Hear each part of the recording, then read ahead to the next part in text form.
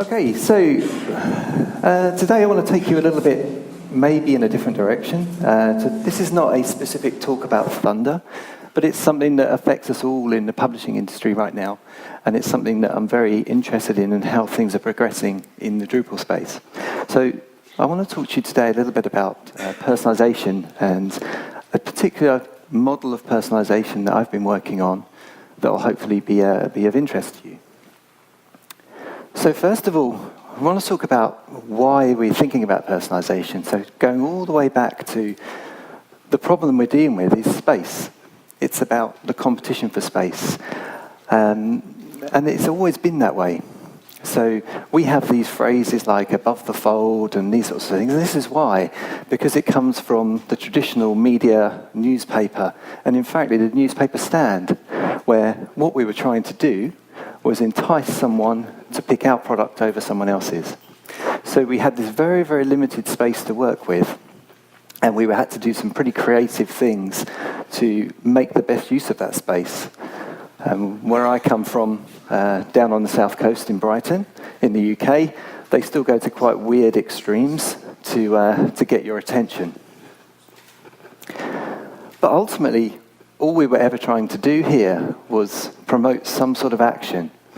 And in the case of these type of headlines and above the fold, what we were trying to do was encourage someone to buy our publication, spend their money, give us your money and not someone else. So things have moved on a little bit since then. But the interesting part is, the human mind is really a creative thing, but it's not actually that brilliant at taking these big steps. So we went from the carriage with a horse to the horseless carriage. And as you can see, there really isn't that much difference. We didn't really evolve from one place to the next apart from replacing the horse. And that's why when we first started to go building websites for news publications, they pretty much looked exactly the same as the newspapers that they were not yet replacing, but certainly they were just mimicking those newspapers.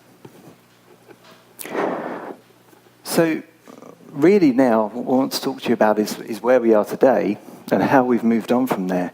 Because, as I said, we can't go from the horse-drawn carriage to the Tesla, even if we can think that far ahead, which actually we generally can't. But there's also a huge technological gap to get us from here to here. So really, what's changed for us in the web world is the medium.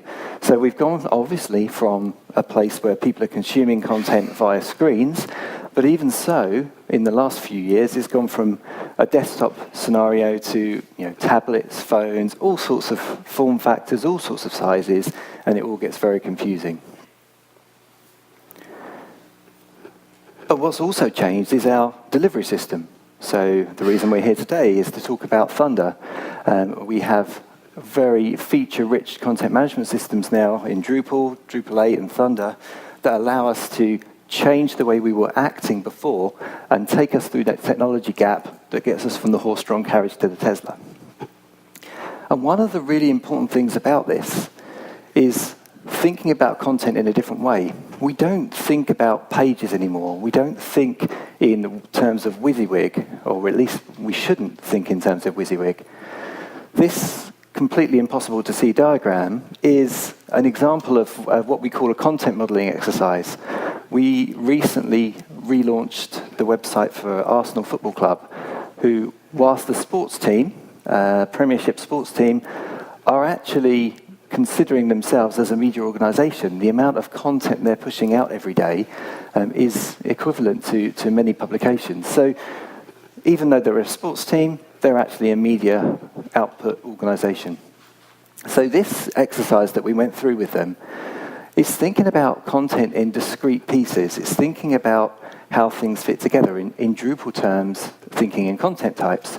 So at the top, again, I'll talk you through some of it because it's hard to see. We're thinking about an article. So if we think where an article starts in the context of an organisation like this, the article's probably or could be related to a fixture or a game. And if that's the case, the game is probably related to a team and a championship, and the team has players, and the players might have their own blogs. We've got historic information about the team we're opposing. There might be information about the venue, how to get there, how to get tickets. There might be stuff about TV coverage. And during, before, and after the match, there'll be various different types of content to associate. So from this very simple model of here's an article, we go straight to this completely hideously complex model of this sprawling content where everything is a distinct piece of content. Now, the reality is we didn't really build this. This was a thought exercise of how to educate our client, in this case of how to think about things outside of the page model. Because a page isn't a page anymore. A page in the world we live today is actually a collection of things joined together. So we don't expect to, we're reusing certain content. A venue doesn't change from one year to the next. So the information we've got, it stays current. So we have to change our mindset to how pages are constructed in a modern content management system.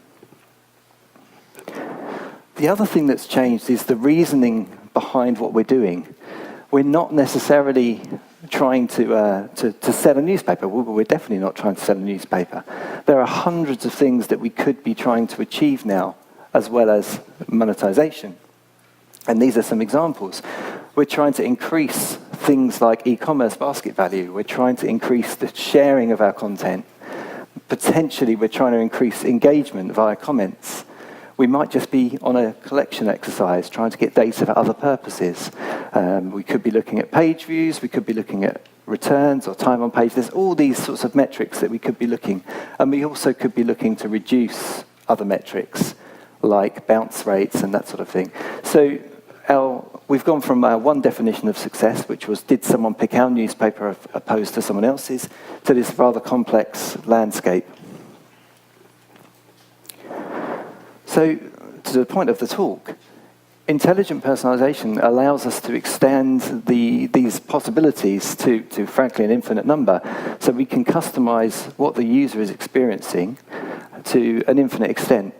And in doing so, what we're trying to do is make the experience for each type of person, in an ideal world, each individual person, a different experience and a better experience that drives them towards our goals. And what we're trying to do is use these unique experiences to bring people to, we've got to be honest about this, we're trying to drive people towards a specific outcome that is what we're trying to achieve in our business. So, in order to do this, I've been working towards this model of personalization, which we're now using, because a traditional view of personalization gives you something like this.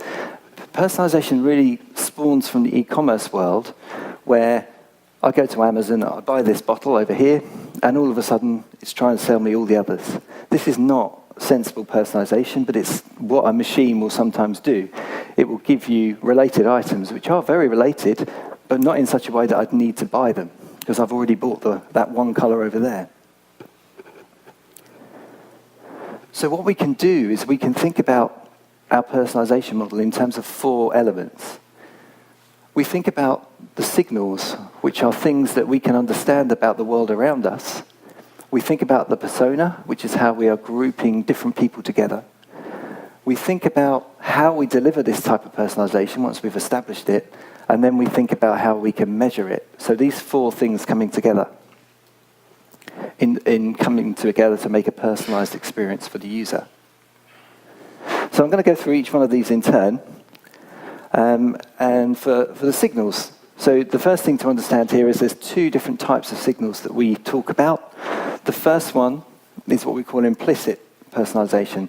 Now this is things that we've collected about the user, or things that we imply about the user. It might be articles they've gone to before, it might be where they've come from, what search terms and stuff they've used. And this is what we call implicit. We've not the customer has not actually said we can collect this stuff, but we have implied permission to do so. And the second type is explicit, so it's the other way around, where the user is completely engaged with us. They know that they're giving away their personal data, and that might be by using Facebook to log in, or it might be specifically registering and signing up for a subscription. This is data the user's given us that we can also use in combination with the data we've collected on our own. And then when it comes to actually delivering personalization, there are two ways to do it. So the first one is what we call visible personalization, where it's really, really obvious to me as a customer that what I'm being presented with relates to stuff that I've done before. So this is, again, it's using Amazon. It clearly understands that I've been doing Christmas shopping, and it's trying to recommend me similar products, and that's fine. And I understand that because I recognize that I've looked at similar products. And then there's this type, which is far more subtle. This is 2 screenshots from the BBC, taken about 3 seconds apart on 2 different browsers. You'll notice that it's almost exactly the same, but there's one small tweak. And this is where we're changing the output of the user's experience based on some other factors. So this is what we call invisible personalization. So when we're affecting the user's experience without them realizing we've done it. So what we need to do is we need to create a model, because the content that we've got and the way we present things isn't sufficient for this right now. And this is where I come to this as the topic of the talk, which is the 7 dimensions that we can look into to get to our personalized experience. Now the first 2, it's cheating a bit really, the first 2 are what we've already got. We've got the concept of the vertical page. Now with this, we've been trained in use of the vertical page. Twitter, Facebook, our users use these things all the time, and they're very used now to this scenario where the page never ends. It's just an infinite stream of, or an infinite river of news, as you want to call it. And that, we need to take that into account. Again, we're not thinking about single page anymore. We're thinking about infinite streams of content. So that's our first dimension. We can go all the way through on a vertical tab. If we can do that, then what's to say that we should be constrained horizontally? Not many people do this, but there are examples out there where websites scroll infinitely left and right. The trouble with this is that whilst it's possible, users don't really expect it. So again, we have to accept how people are being trained by these big tech companies and take advantage of that behavior. So those 2 are given. That's what we can already do. So the next thing is thinking about who. Who are we dealing with?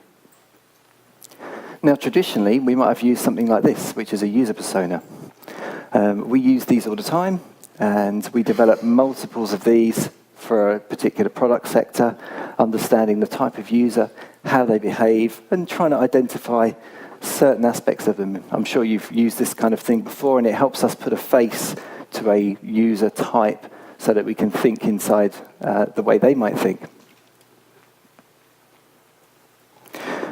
And so these things that we had before tell us certain aspects about them, maybe things like we'll make up an expenditure, social income, that sort of stuff.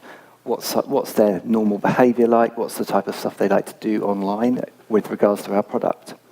So we already had those, and we'll be working on developing those a bit more.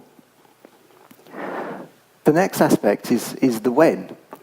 So what's the time of day? What time zone is the user in? This is a great example of a product that we've worked on which specifically takes this into account. This is producing news and sometimes different lifestyle and articles, that sort of thing, but it specifically knows the type of content to deliver to the user at a certain time of day and makes it very clear this is what we're doing. And the idea of this is that we might give you information that's of a certain different form factor in lunchtime, or maybe your morning break or something like that, because you might have more time.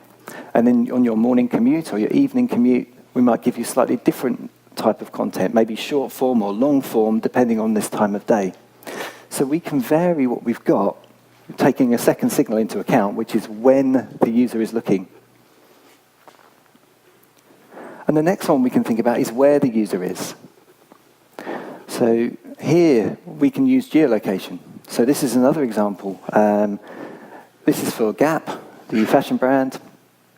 There's no point me showing you summer clothes right now here, but in Australia, where the season is completely reversed to us, we need to be showing different things.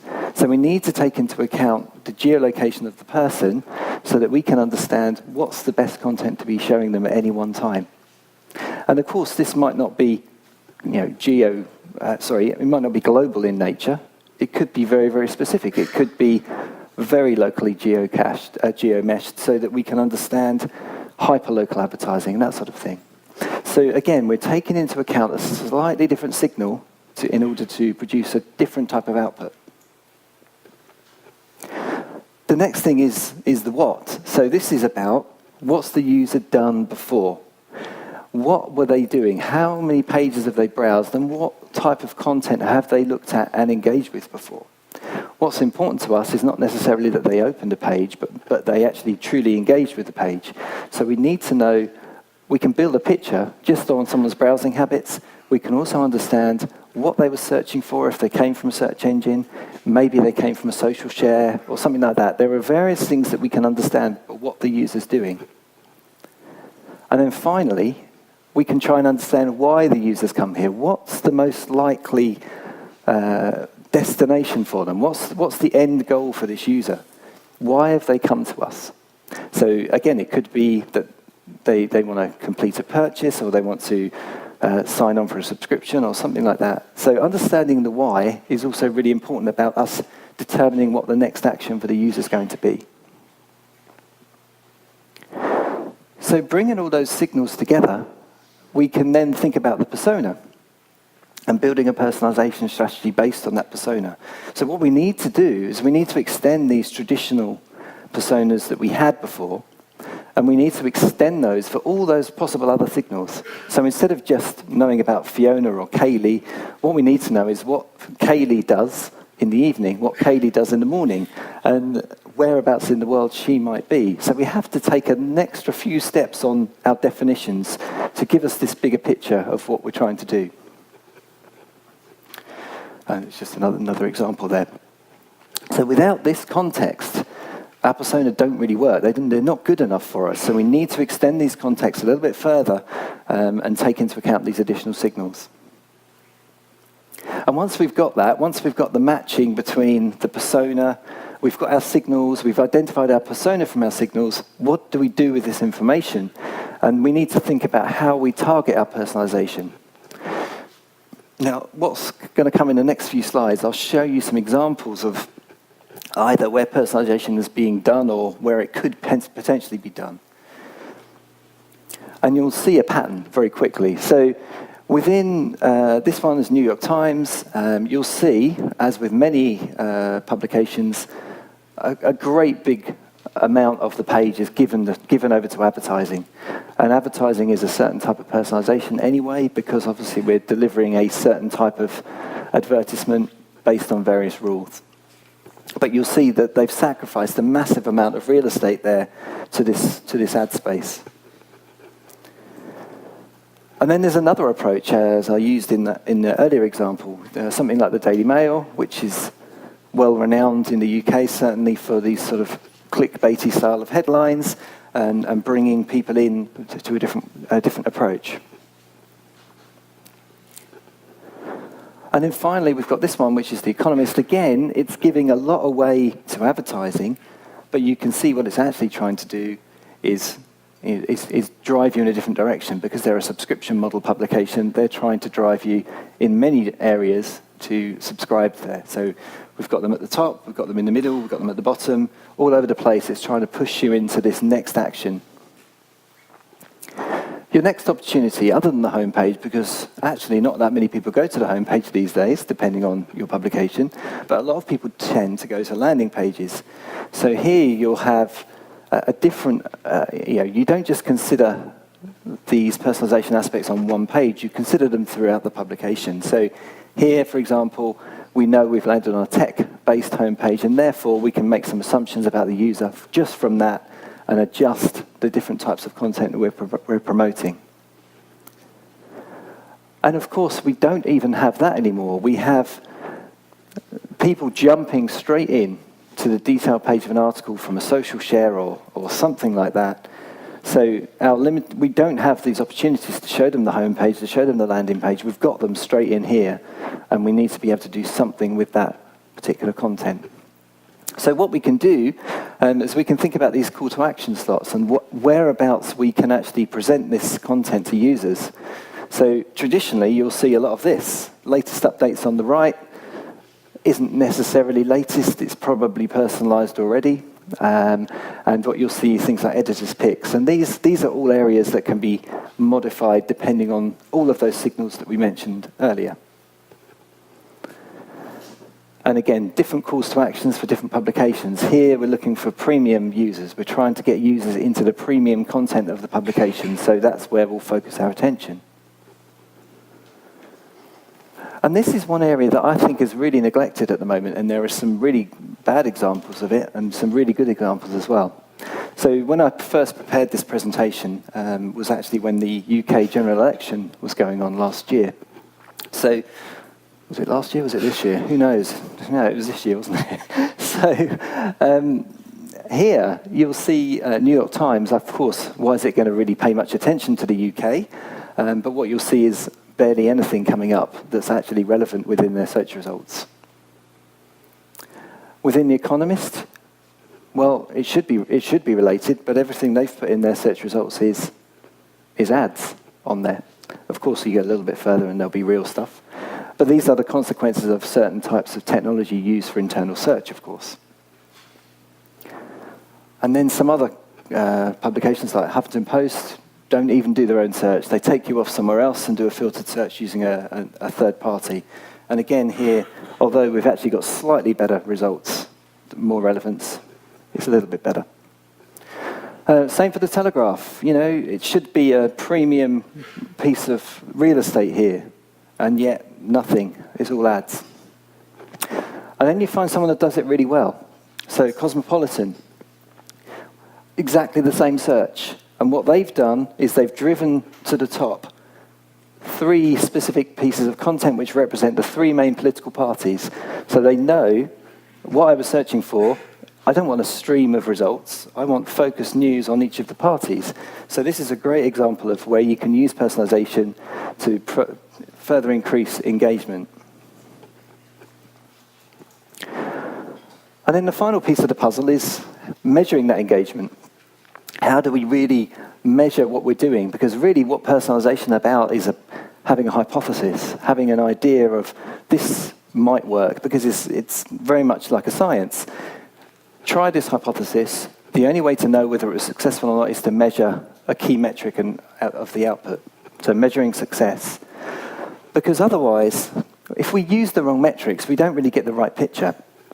So I don't know if you've ever come across this one, but tab abandonment is now one of the big things. People click links, they open pages, but they never actually go to the tab they opened. And if we're only using page views as our metric, this is completely misleading to us, and it doesn't really tell us anything.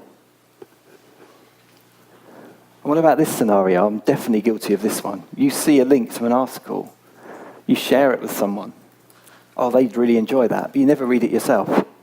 And this one is really, really common. So we're seeing all this social share metric, but we have no idea whether it's really working. So what we should be looking for is a different measure of engagement. Page views is fine, but we also need to understand things like how far down the page. Did they get to the end? How long did they spend on the page? Did they interact with the features on the page that we wanted them to? And did they complete our call to actions? So those are the important metrics. Page views is very much a vanity metric now, but without these sort of slightly deeper engagements, we're not getting the full picture of what we're trying to do. So you bring all that lot together, and you can't really see it. But anyway, this is basically everything I've talked about so far, bringing together your personalization. And what we tend to run is these personalization workshops, which go through this whole process over a number of days to understand the audience. Because even if we're working with a big publisher, every individual publication has a different audience behavior. So we don't expect to be able to take these lessons from one publication to the next. We need to look at it individually each time. So that brings it all together into this personalized experience. And this is why I refer to it as these 7 dimensions. But this one is quite important. And I think it's representative where we are right now.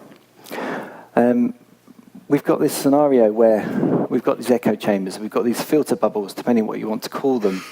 We have a world where people are being influenced by media, and websites in particular, and they're not seeing the big picture. And personalisation has a definite risk aside that it can make this problem worse. By adding personalisation in a certain way, we can reinforce this inadvertently, because what we're doing is we're using algorithms and that sort of thing to show people what we think they want to see. And therefore we make this problem worse. So the interesting thing for me is, can we practice ethical personalisation whilst we're trying to achieve our business goals? And potentially, could we do something like, instead of turn our algorithms upside down, what if we were to be able to present someone with the opposing point of view, maybe broaden their horizons a bit? Maybe this is all a bit theoretical and ideal worldy, but it's certainly something that we should think about, in that we're not reinforcing these types of problems that are out there right now. So it's just something I wanted to leave you to think about. But in terms of going forward, the action points, so it's identifying the targets for personalization for your key properties.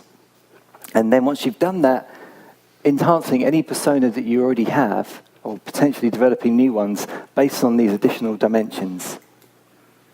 We then need to modify that content model so that we're not thinking in terms of just articles, we're thinking in the big picture of how all these different things fit together. And then we need to figure out how to focus that content towards our persona. And overall, with all of that, be responsible with the power that comes with this type of personalization, and the ability to put a message in front of a user that, again, they may not be aware that they're being personalized.